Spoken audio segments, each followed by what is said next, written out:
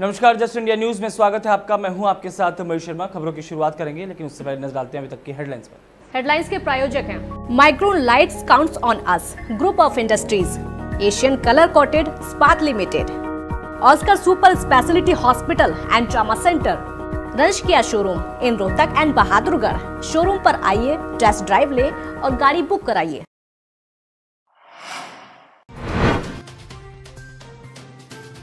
Corona मरीजों के मामले में भारत ने चीन को पछाड़ा। देश में कुल संक्रमित मरीजों की संख्या 85,000 के पार। हरियाणा में 850 के पार पहुंचा आंकड़ा।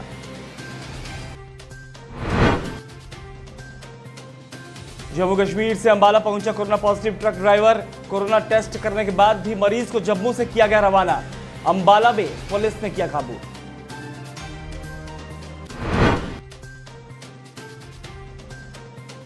राज्यसभा सांसद और कांग्रेस नेता दीपेंद्र हुड्डा ने शराब घोटाले पर सरकार को घेरा। कहा, अपने नेताओं और अफसरों के खिलाफ कैसे काम करेगी एसआईटी। और लॉकडाउन में हरियाणा पुलिस ने बड़ी सफलता की हासिल। पुलिस ने 73,251 बोतल अवैध शराब और 792 किलो मादक पदार्थ किया जब्त। कुल 746 मामले किए गए दर्ज। बुलेटिन की शुरुआत करेंगे इस वक्त की बड़ी खबर से, जहां पर फिर बड़ी संख्या में मजदूरों की मौत हुई है। बड़ी खबर आपको बता रहे हैं, जहां पर फिर एक बार फिर बड़ी संख्या में मजदूरों की मौत हुई है। उत्तर प्रदेश के औरैया में एक बड़ा सड़क हादसा हुआ है। इस हादसे में 24 प्रवासी मजदूरों की मौत हुई है। हादसे में 10 से ज्यादा मजदूर घायल बताए जा रहे हैं। मजदूरों से भरे डीसीएम को ट्रक ने टक्कर मारी थी, जिसके बाद इस हादसे में 24 प्रवासी मजदूरों ने अपनी जान गंवा दी है। 10 से ज्यादा मजदूर घायल हुए हैं। आपको बता दें कि फरीदाबाद से गोरखपुर जा रहे थे ये मजदूर। उत्तर प्रदेश के मुख्यमंत्री योगी आदित्यनाथ ने रिपोर्ट मांगी है पूरे हादसे की। तो बड़ी खबर आपको बता रहे हैं प्रवासी मजदूरों से जुड़ी। एक बार फिर प्रवासी मजदूर सड़क हादसे का शिकार हुए हैं। 24 प्रवासी मजदूरों की सड़क हादसे में जान जा चुकी है। तो सड़क हादसे से जुड़ी बड़ी खबर आपको बता रहे हैं, जहां पर मजदूरों की मौत हुई है। उत्तर प्रदेश के औरैया में एक बड़ा सड़क हादसा हुआ, जिसमें 24 प्रवासी मजदूरों की मौत हो चुकी है। हादसे में 10 से ज्यादा मजदूर घायल हैं। मजदूरों से भरे डीसीएम को ट्रक ने टक्कर मारी थी और ये सभी प्रवासी मजदूर अपने घर की तरफ जा रहे थे। फरीदाबाद से गोरखपुर जा रहे थे मजदूर और औरैया में सड़क हादसा हो गया। 24 मजदूरों ने इस हादसे में जान गंवा दी है।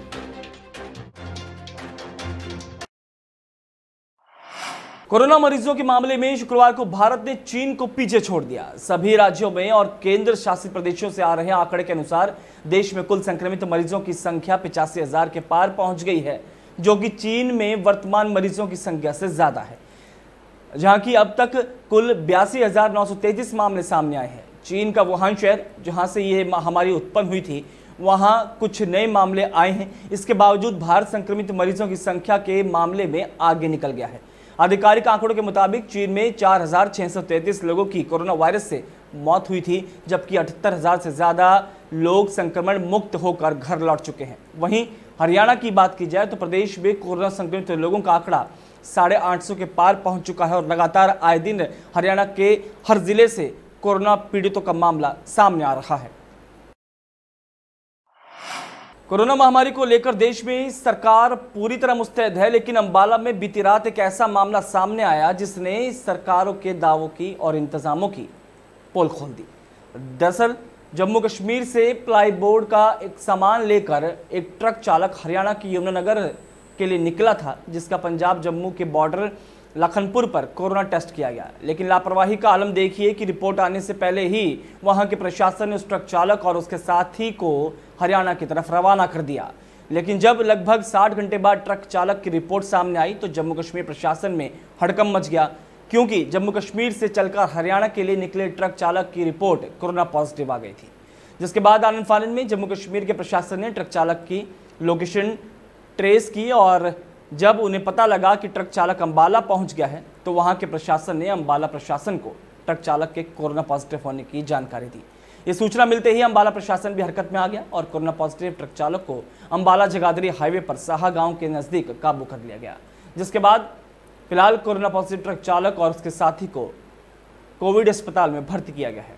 सर इसमें जो है रात को हमारे को कंट्रोल रूम अम्बाला से हमारे पास सूचना मिली थी कि गाड़ी नंबर PB 46M 9097 जिसमें महाराज अहमद अरशीद और अरशीद अहमद मलिक 2 ड्राइवर कंडक्टर हैं, इसमें से कोरोना पॉजिटिव है, इनको काबू किया जाए और सुरक्षित इनको हॉस्पिटल में दाखिल कराया जाए। तो हमने उसी टाइम यहाँ शाह चौक से उस गाड़ी को रुकवाकर ड्राइवर कंडक्टरों को डॉक्टरों की टीम बुलाकर उनके द्वारा एम्बुलेंस में ले जाकर कोरोना हॉस्पिटल मौलाना में दाखिल करा दिया।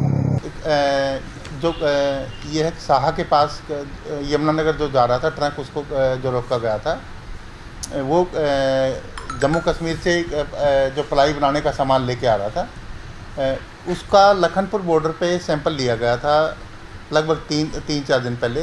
कल रिपोर्ट शोपियां के डिस्ट्रिक्ट कमिश्नर के पास उनके पास पहुंची थी।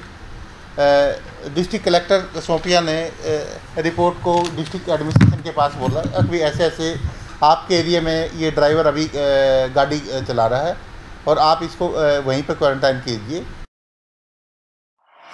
हरियाणा से कांग्रेस के राज्यसभा सांसद दीपेंद्र सिंह हुड्डा ने प्रदेश सरकार को सोनीपत में हुई शराब घोटाले के मुद्दे पर घेरते हुए कटघरे में खड़ा किया है। एक प्रेस वार्ता के दौरान दीपेंद्र सिंह हुड्डा ने कहा कि लॉकडाउन के दौरान शराब की होम डिलीवरी की गई है और राज्य के 52 ठेकों से अवैध शराब बेची गई थी। बता दें कि हरियाणा के सोनीपत जिले में खरखौदा के अंदर सरकार द्वारा जब्त की गई शराब एक गोदाम में रखी गई थी।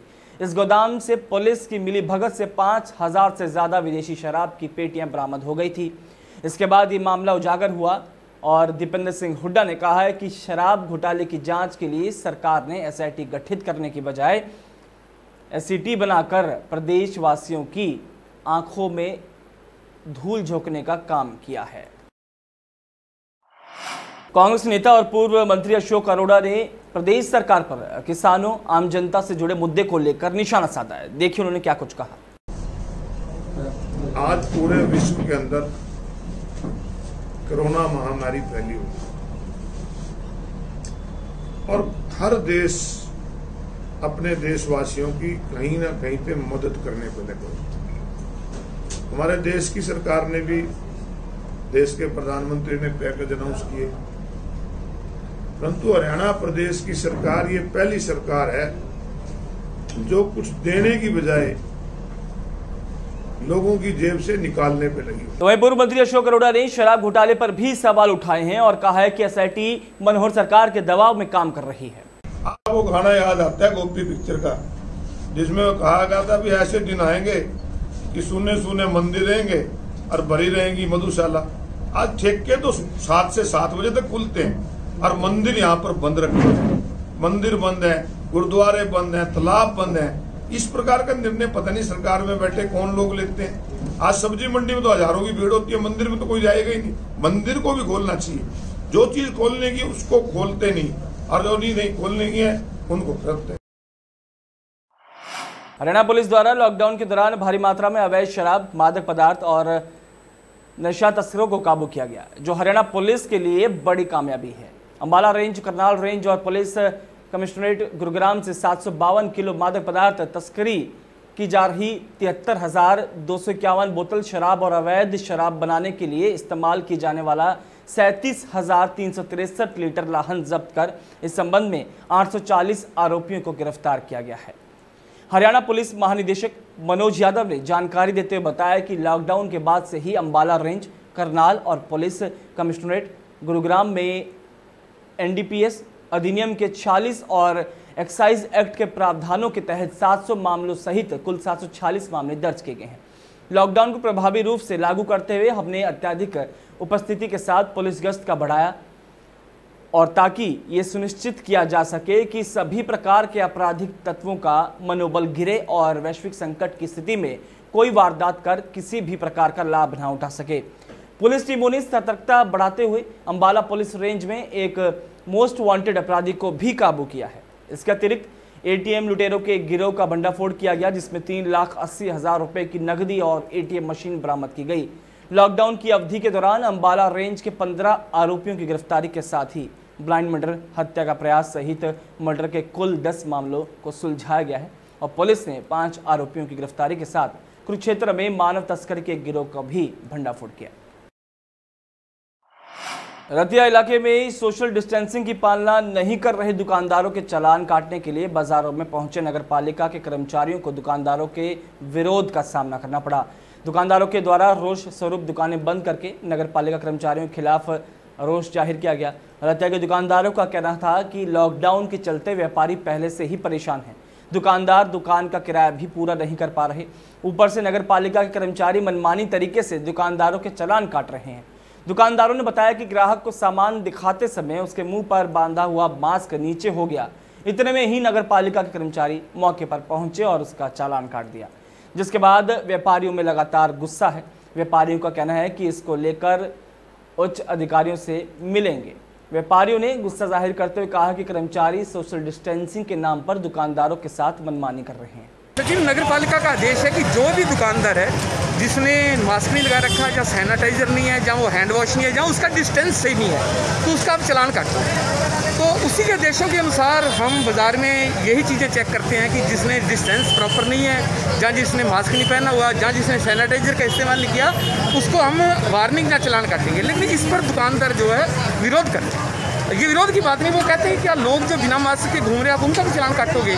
तो इतने आदमियों को कवर करना तो नगरपालिका का बस का नहीं है। पुलिस मामला ये है कि 2 मिनट मैंने अपनी मुंह से मास्क नीचे किया था, कस्टमर आ रहा था, बात कर रहा था, इतने में ही इनके अधिकारी अंदर आ गए हैं, जबकि मेरी काउंटर पे सैनिटाइज़र भी पड़ा है। तीनों लड़कों ने मास्क लगा रखे हैं।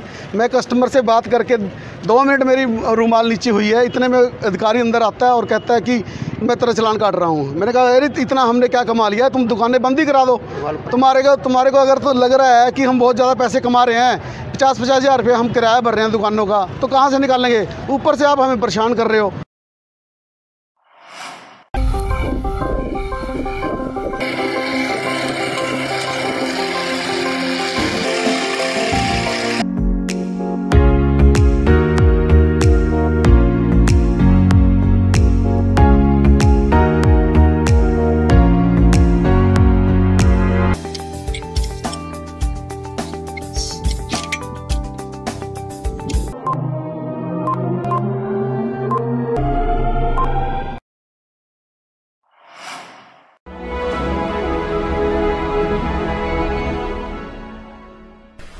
चाचा, आपने नया घर बनवाया है तो घर की छत पर कौन सी शीट लगवाई है? बेटा, मैंने अपने घर की छत पर एशियन शीट लगवाई है, क्योंकि वो कभी न मिटने वाले ओरिजिनल निशान की चादरें हैं। साथ में ISI का चिन्ह, 5 साल की वारंटी के साथ साथ पैसों का सही मूल्य देने वाली वही इकलौती शीट्स है। क्योंकि नाम नहीं, पहचान जरूरी है।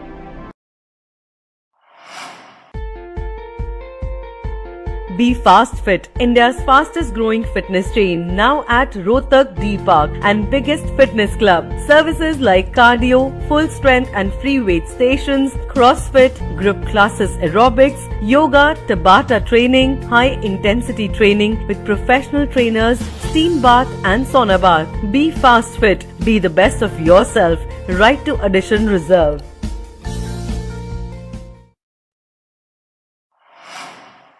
Welcome to John Wesley Convent, a prestigious, renowned and remarkable school of Rohtak. Excellent learning environment, standardized infrastructure and experienced faculty, well-formed robotics lab, well-equipped science labs, world-class computer lab, well-stocked library, digital smart classrooms, excellent sports facilities, best transport service. John Wesley Convent, a school where your search comes.